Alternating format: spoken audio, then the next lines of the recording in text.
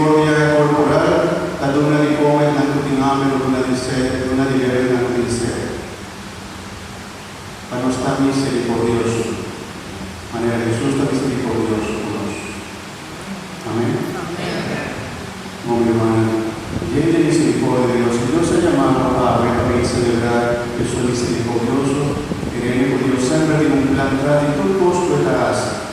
De manera más cuenta, pues no tiene mi testimonio, no tiene mi vida. Con Dios ha llamado a mi familia que apareció en la divina misericordia. Mi Dios de devoción especial, por dar un último curso, por dar de 3 horas de la tarde, siempre dar hora de misericordia. Por 3 horas de la tarde, por esa novena, el rosario de divina misericordia. Entonces tomamos de 5 minutos que queremos.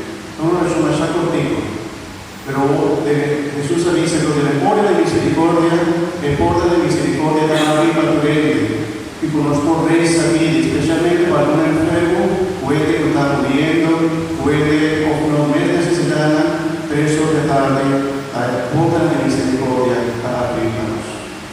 Hagamos bien, Señor, y ahorita mi palabra, ya domingo, y Señor, es misericordioso, a tu misericordia va a libertar los pueblos, especialmente a tu humana, a la presente, para que se hagan también a celebrar que la novena de misericordia, el misionero de la misericordia, para organizar la novena, para Dios y bendicionar, para Dios y ayudarán, del misionario bonita y clama el mensaje de la misericordia en la novena.